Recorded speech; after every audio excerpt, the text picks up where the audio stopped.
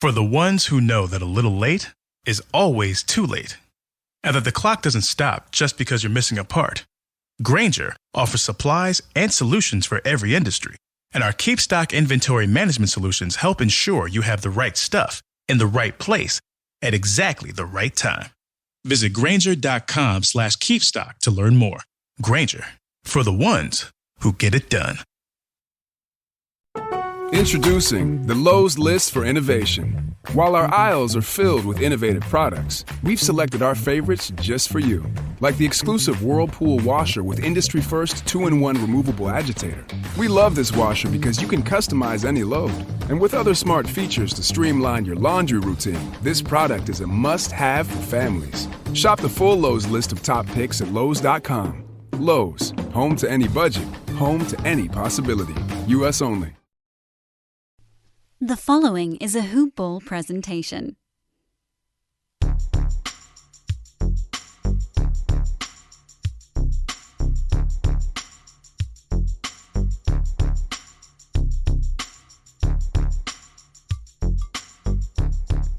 Hello, good morning, and happy Memorial Day from the Hoop Ball DFS team. Welcome. Thank you guys for joining us. As always, it's Monday. It is May 31st. I'm joined by my good buddy Sam Cantalupo. We're here to break down this wonderful two-game card we have. We got some playoff action to talk about. 2 games. We got the Washington Wizards trying to stay alive against this Philadelphia 76ers team. And then we have the 2-1 game over there at night between Utah and Memphis. So really looking forward to this slate. But Sam, it's been a couple of weeks. We gave all of our listeners a little sneak peek behind the curtain about a little bit about you. They got to hear you a couple of weeks ago, but you're back. You're back in action. How you doing? Good. Yes, I'm back. I'm grateful. I can't wait to get through these 2 games and try to get them some money. Exactly, man. That's exactly what it feels like right now. We just got to get through it, man. We're almost done with this Philly-Washington series. We've been hoping for some better playoff series. We've had some pretty exciting ones. Then we've had some other that we're ready to just move on from. But before we jump into anything, just a quick shout out to our presenting sponsor over at MyBookie. Guys, check them out. Head over there. If you're not, you're missing the boat. I mean, it's free money to play with. Use that promo code HoopBall when you sign up, and on your initial deposit, they'll give you a 50% deposit match on up to $1,000. So free money if you want to bet on some basketball action, some baseball action. Maybe you want to head over to their fully fledged casino platform. There's so many options and so many ways you could do it over at MyBookie. So guys, head over to mybookie.ag. Use that promo code HoopBall on your initial deposit. Like I said, promo code HoopBall. That is HoopBall. Relatively short podcast on the docket. I got a good buddy of mine joining me, so maybe we can extend it a little bit, but we only got 2 games to talk about. So we expect to be done with this relatively soon. I'm sure not too many people are commuting today. Hopefully a lot of people have the day off. And again, thank you. Big shout out to all of those who have served us in our military. Happy Memorial Day, everybody. But Philadelphia 76ers traveling to Washington for the Wizards. Denny Advija, Thomas Bryant, both ruled out. And we have Russell Westbrook and Ish Smith listed as questionable. Ish Smith dealing with the left groin. Westbrook dealing with that right ankle sprain. Nothing to be concerned with for the Sixers. They're good to go. Fully ready to go for this one. They're up 3-0 in this one, looking to close it out. I will pass it over to you, my good friend Sam. We're going to start off with this Philadelphia 76ers team up 3-0. What can we expect from them? Honestly, I expect Westbrook and Beal to try to keep them alive. I know with them being down 3-0, I fully expect them to both get majority of the minutes. And if they could keep up with Philly, I think they could get a win. With the 76ers being up 3-0, though, I think Embiid and Simmons will get their usual stat lines, but I definitely look for Tobias Harris and Seth Curry to have some value and try to take some of the load off of Embiid and Simmons for this one. Yeah, and I mean, this has been pretty much business as usual. I've been targeting Ben Simmons throughout the entirety of the series, and I've been targeting Tobias Harris through the entirety of the series, mostly because these guys have just been underpriced based on the matchup.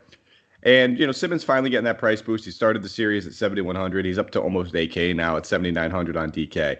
Only point guard eligible kind of hurts him, but I still have no problem going back to, both these guys. To be honest, the way I'm kind of game scripting this one as a whole is I'm looking more at that next game. The Utah-Memphis game is the one I'm interested in. This is a 3-0 series. Westbrook has been struggling throughout the series. It's just a difficult matchup for him. I touched on it when we came into this series. This is one of the only teams he hasn't averaged a triple-double against. And you have to imagine Ben Simmons and Joel Embiid have something to do with that with their defensive ability. So that coupled with the fact that he's dealing with an ankle injury now, it's Russell Westbrook. Could he go out here triple-double and shut me up? Absolutely. But I'm just going to kind of avoid that whole situation. And to be honest, I'm not avoiding this game. It's only a 2-game slate. You can't avoid it. But I'm just not going to gravitate towards this one all that much. So I'll be looking at Ben Simmons. I'll be looking at Tobias Harris. I don't even think I'll try to get both these guys, mostly because I'm going to want to get some weight in that next game. But go one of these guys because I could still see Ben Simmons. He doesn't need a whole lot of volume. He doesn't need a whole lot of minutes to pay off a $7,900 price tag. On a 2-game slate, if he gets us 35, we would take it. And it would probably be one of the guys that would be included in the winning lineup. My main worry is that Philly just runs away with this, kind of like they did in that last one. We see limited minutes for these guys. But, again, 2-game slate, you got to look at these guys no matter what. We have to have some action in this game. So Ben Simmons, Tobias Harris are two of my top options. I'll continue to look at them. I don't mind looking in the direction of a guy like Seth Curry. You touched on him. Just the best shooter on the team. When you imagine that the guy's got to get his shots, he's going to get his shots. At 4,300, there's not a whole lot of value. The minutes will always be in that mid-20s to low 30s, depending on the score. And he's coming off of 2 out of the last 3 games of at least 27 DK points. So definitely a fine value play to look at.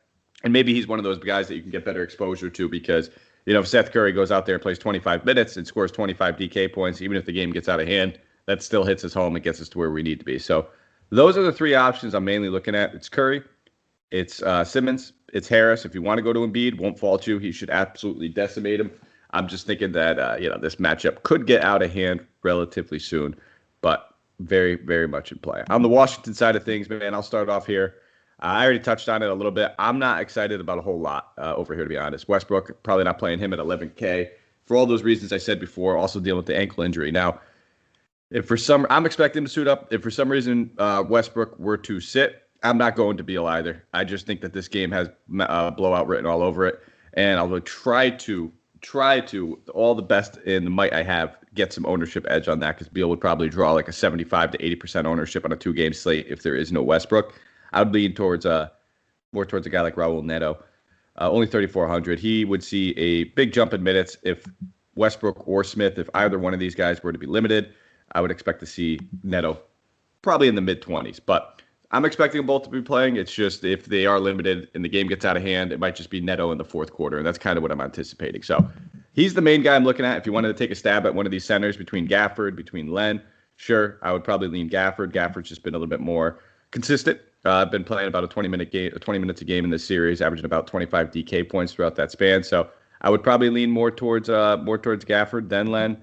But it's if you're trying to get a play on the ownership, maybe you could look the other way. But that's simply it for me, and that's what I'm looking at over here on the Wizards. That's kind of how I'm game scripting it. I've been talking a whole lot, Sam. I'm gonna let you get some voice in here. Talk about the Wizards. Introducing touch-free payments from PayPal, a safe way for your customers to pay. Simply download the PayPal app and display your own unique QR code for your customers to scan. Whether you're a market seller, I'll take 2 tomatoes and a cucumber, poodle pamperer, piano tuner, or plumber, signing up to accept touch-free payments for your business is easy. Touch-free QR code payments. Shop safe with PayPal. Introducing the Lowe's List for Innovation. While our aisles are filled with innovative products, we've selected our favorites just for you. Like the exclusive Whirlpool washer with industry-first 2-in-1 removable agitator. We love this washer because you can customize any load. And with other smart features to streamline your laundry routine, this product is a must-have for families. Shop the full Lowe's list of top picks at Lowe's.com. Lowe's, home to any budget, home to any possibility. U.S. only. No, I definitely agree. I mean, especially if Westbrook can't go, it's going to be all on Beal. But with the Twin Towers over there in Philadelphia, I don't think he's going to be doing much. I I don't really think even their bench hasn't been playing that well in the series. So I would agree with you. I would definitely avoid this or try to get guys on the 76ers side and see what they can do. Yeah, and I mean, there's a massive, like, again, I'm not expecting Westbrook to sit. I assume he's going to play. It's a playoff game. Westbrook's a gamer. If he does sit, though, it's a massive trickle-down effect. It's not just Beal that would get the usage. Hachimura would get a massive usage increase. Bertans would get a massive usage increase, and Neto. So if that circumstance does come to fruition where he sits, just look for the value. All that value in this game would allow us to pay up for these other studs that we want to get into this next game. So that is where we'll transition, my friend. We'll go to this next game. Utah Jazz traveling to Memphis. They are taking on the Grizzlies. I'm sorry. I didn't even say the game total. The first game, 231 game total, 231.5 game total. That is the highest game total of the night. Philly favored by 7.5. The Utah game, 224.5 game total. Utah favored by 5.5. 2-1 series so far. Utah up. Really looking forward to this one, man. This has been, I guess, just the Ja Morant coming out party for a lot of people who, I guess, just don't watch Memphis Grizzlies game mainstream, which I assume is most of America, which I would assume most of you guys are missing out because it's one of the most exciting young teams, especially with Jaren Jackson Jr. back, my guy. But I'm excited about this game just because I think it's the better game to target. I think that there's still some great value in here. I still think that there's a lot of places that we could take advantage of. So I'll start at the top. We'll start with this Utah team, man. I'll get us going. I'm going to keep playing Rudy Gobert. Absolutely love him. He's my favorite center play on the slate. He's one of my favorite plays overall. I've been talking about it throughout the entirety of the series. We saw it in the beginning of the Memphis series and towards the end of the season is minutes being limited. He's only playing in those like mid to high 20 minutes games. He's still putting up about 35 to 40 DK points, and that's why we're getting this $8K, $7,800 price tag. But over the past two games, when these games are close, he's going to have to play the entirety of it. He played 36 minutes over the past two, and this dude is just walking value if he's going to be playing 36 minutes. 41 and 50 DK points over that span. Never going to be a lot of volume. Only 19 shot attempts over those two games. But the blocks have been there. The rebounds will continue to be there. And the opportunity will be there as long as this guy's playing the minutes. So I'm expecting another 30-plus from Gobert.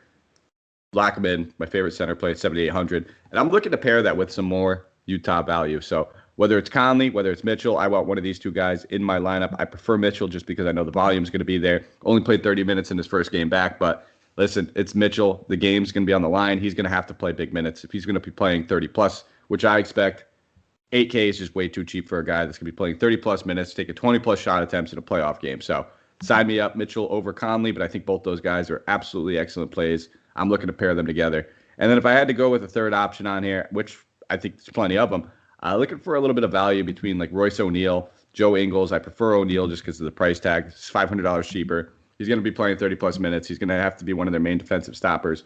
And he's been playing well over the past two games, at least 25 DK points. So those are the four options. As you could tell, man, I'm talking fast. I like a lot of Jazz. I'm going to have some shares on this. I plan on running it back with some Grizzlies once we get over there. But I'll let you get your take. I'll let you talk about some of these Utah guys. Yeah, definitely. I would agree. Rudy Gobert, he's been really stepping it up lately. Last two games of the series. Donovan Mitchell, I mean, his first game back, he's going to get those minutes, but he will be trying to adjust, and I think he'll be back out tonight and doing Donovan Mitchell things. He'll be out there balling. I also agree with some value. I feel like there's more in this game than in the Washington game, but I'm looking at Royce O'Neal. He's 4,800 on DK. His last two games, he's had 30 and 24 DK points, but his minutes have been up in the mid to low 30s. So I think with even though he has low scoring, I think his rebounds, assists, and even steals will make him a big value play in this game. Yeah, and one thing I wanted to also point out before we just go over to Memphis too is, the trickle-down effect with Mitchell back on the floor and how the usage gets distributed. It changes. We're not going to see Clarkson taking as many shot attempts. We won't see Bogdanovich taking as many shot attempts. We probably won't see Ingles have the ball in his hands playing that backup pseudo point guard role. A lot of these things are going to change. Now they have three primary ball handlers between Conley, Mitchell, and Clarkson, so I imagine Ingles' assists will probably dip slightly, and then the usage and shot attempts and the trickle-down effect with that as well. So kind of one of the factors I'm taking into play and why I'm just loading up and spending up on a lot of these Utah guys, because I want where the usage is going to be. Bottom line, I want the shot attempts. All right. On the Memphis side of the ball, definitely some things to like over here. Memphis has been playing some good basketball. We've kind of been seeing A little bit of a rotation adjustment. Jonas playing big minutes because it's playoffs. Dylan Brooks punching people when he's saying he's not punching people. But the shot attempts, Brooks' usage has been out of this world too. He's been playing great throughout the series. Been a very, very keen defensive stopper. Somebody who I expect to be following and shadowing Donovan Mitchell around the court. But I'll pass it over to you, my man. Why don't you talk about some of these Memphis guys?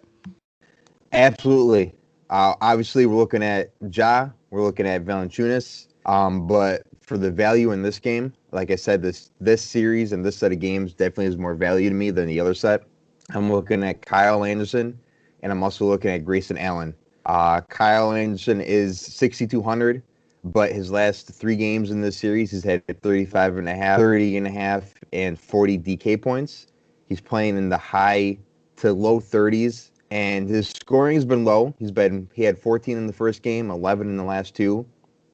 But in that last game, he's had a double-double, 11 points, 13 boards, 5 assists, and even 2 steals. So I think he could give you the value with some mid-range there. And then Grayson Allen, he's probably the cheapest one that you could get value out of on this one. He's at 3,600. His DK points have been low. The last game, he was at 24, though. And his minutes seem like they're increasing. And I think I saw that last game. And it just seemed like he was getting his stride. He was 5 for 8 behind the three-point line with 17 points, 3 boards, a steal. And I feel like he could continue that tonight and maybe get 5 more threes. Yeah, and I think that looking at some of these value plays you touched on in Grayson Allen, he's definitely one of the guys that I always keep in my player pool. The guy's never over 4K. The minutes have been a little up and down throughout this series, but generally a guy that's playing at least a floor of about 20 minutes. He could play upwards to the high 20s and 30. So definitely don't mind looking at Grayson Allen, especially because he has that small forward eligibility as well. If you wanted to go to the double center approach and look at Valanciunas, he's very much in play. I just prefer Gobert for only $100 more, 10 out of 10 times. So I just don't have a double center build as of right now. Ja Morant and Dylan Brooks are 2 people I'm looking at. I already touched on it. I'm playing a lot of Utah guys. I want to run it back with a decent amount of these Memphis guys. As of right now, my initial build only has about 2, at most maybe 3 guys from that first game. So finding this right combination and looking at him, Ja Morant at his price tag, 8,400, excellent play. The shot attempts, everything's going to be there. The usage has been there. We talked about this series. The lowest he's taken is 21 shot attempts. He's shooting 50% from the field throughout the series. Sign me up. He's got about a floor of looking like 39 to 40 DK points, and we've seen that 60-point upside in there. They're going to need to get the most out of Morant in this series, and you can expect that he's going to play like he's the leader of this team. So sign me up, 8,400. Probably not looking at too many of these ancillary big men. With Jaren Jackson Jr. back, he's kind of eating into that whole Tillman, Brandon Clark role. He's playing a little bit of the backup center while also sliding in at the 5. But you touched on Kylie Anderson. He's been the primary 4.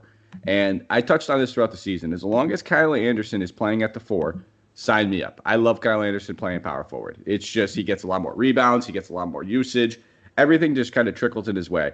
And the dude's averaging about 34 DK points in this matchup at 6,200. So I'll take some Kyle Anderson as well. I'm looking to get at least 3 of these Grizzlies in my lineup. As of right now, those 3 guys happen to be Ja Morant, Kyle Anderson, and Grayson Allen. That's just how my build's looking right now. That may change. If I wanted to pivot off of Ja Morant, I wouldn't mind going with some Dylan Brooks. I would just want one of these guys that's going to be taking high-volume shot attempts for Memphis. And between Brooks and Morant, those have been the 2 leaders so far.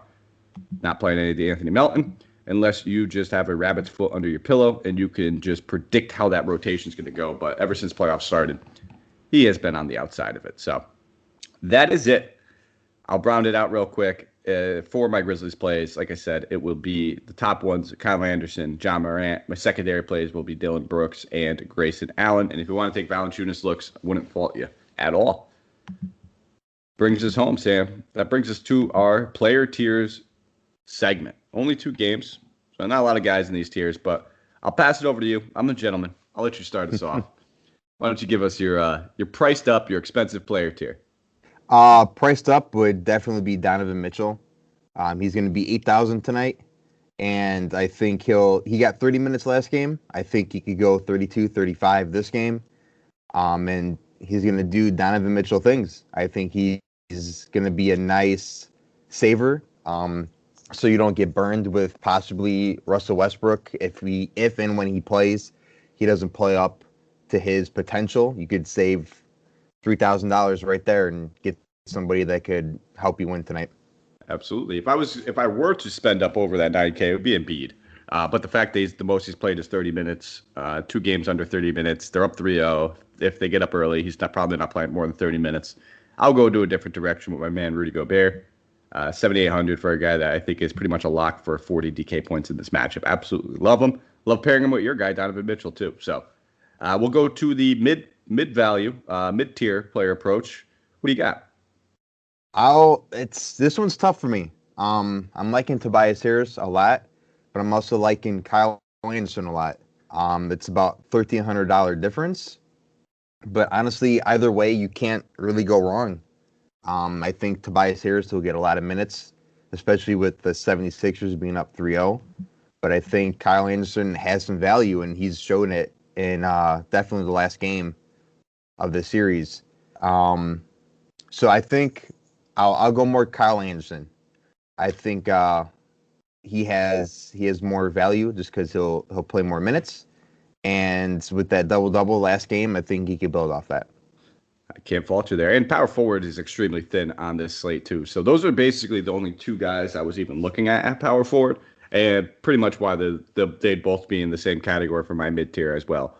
So I'll just go with the opposite. I probably would have leaned Kyle Anderson, but since you want to go with him, I'll go with Tobias Harris. There's no fault there. I just want one of these guys at my power forward spot. The only other guy in my player pool would be Royce O'Neal. But with all the other Jazz exposure I have, I don't want to overload too much. Like I said, you got to make sure that you're capitalizing on giving yourself the highest ceiling. And if you have 5 of the starting Jazz players, odds are one of those guys or 2 of those guys probably aren't hitting value. Value. We got a lot of value options here. I'll pass it over to you. Give me your value play. Definitely. I'm going to go back to my guy, Grayson Allen. 5 for 8 behind the 3-point line. I think you could get at least another 5 tonight. Maybe 17, 20 points, actual points. And I think he can up his DK points to maybe 26 from 24. So I think at 3,600, he's definitely the way to go, and especially a lineup filler when you're trying to get those last couple of spots. All right. For my value play, I will lean with a little bit of Raul Neto. 3,400, point guard, shooting guard eligible. You can double slot him in there, double eligibility. Westbrook, Ish Smith, both battling some sort of injuries of their own, whether they both play or not. If one sits, Neto's a great play. If both sit, Neto's a fantastic play. If they both play, I think Neto becomes a sneaky play. Like I said, I don't expect this game to stay too competitive. If it does, I might take a little one off the chin, but I'm expecting a minimum of 20 minutes for Neto, and if the game gets out of hand, if either one of these guys are limited due to their injuries, it's just some cherry on top for us. A little bit of extra upside involved in there as well. So by no means a must play. Definitely some risk associated with Neto, but I think, slotting in here and getting some extra studs is the way and approach I will take. So he's in my initial build. And that is it. That brings us home. So Sam, thank you. Thank you for joining me. I appreciate it. It's always fun to have somebody else on here. I'm sure the listeners appreciate it as well, because hearing me talk to myself, it can't, according to Santino, it's not very enjoyable. But, sometimes as long as the information is good is what I hope. But thank you. Thank you, man. Thank you. So if you guys have a second, you want to give us a thumbs up, 5-star, we really do appreciate it. Wherever you're listening, whether it's Apple Podcasts, Stitcher, Spotify, iHeartRadio, subscribe, 5 stars. We see it. We love it. We appreciate it. Allows our sponsors to say, hey, these guys are doing a good job too. And then follow us on Twitter. You can find me at Mike Apotria. That is MikeApotria. And you can find Sam at DJ Sammy Caps. That is DJ, just like the letters, SAMMYCAPS. DJ Sammy Caps. Give Sam a follow. Hit him up. Ask him your questions. Get him in there. He will answer them. He'll win you money. It's all good stuff over here at Hoop Ball. So, Sam, anything you want to leave our listeners with before we take off? I think I'm good. I appreciate being back on the pod and can't wait for many more great ones. That's all they are, man. They're all great. They're all exactly. Great. We just churn out. No, I mean, sometimes we have a kabobble. I think I recommended DeAndre Hunter, and he was probably my most played play the other day, and that didn't turn out well with 6 Hawks in double figures, and him not being one of them. We take one off the chin, but you know what, man? We're honest, and that's the one thing I pride ourselves on over here at Hoop Ball is we're very transparent. We're very honest. Listen, if I recommend somebody and it ends up being a bad play, odds are I'm not having a great night either.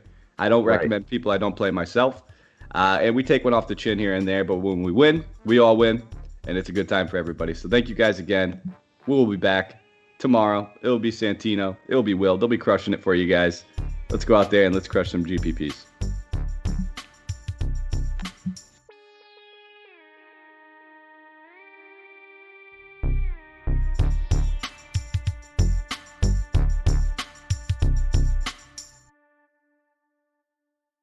This has been a Hoop Ball presentation.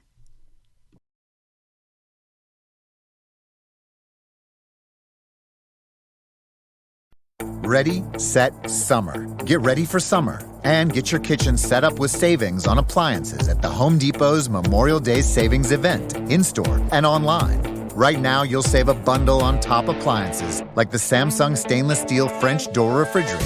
So kick your summer off strong with a kitchen upgrade during the Memorial Day Savings Event at the Home Depot. How doers get more done. U.S. only while supplies last. Free delivery on purchases of $396 or more. Valid through June 9th. For the ones who get going when the going gets tough, and the ones who know we're tougher together. For the Pathfinders breaking new ground, Grainger offers supplies and solutions for every industry, as well as fast access to experts and 24/7 customer support. Because we know you have people depending on you, so you can always depend on us. Call, click Grainger.com, or just stop by. Grainger, for the ones who get it done.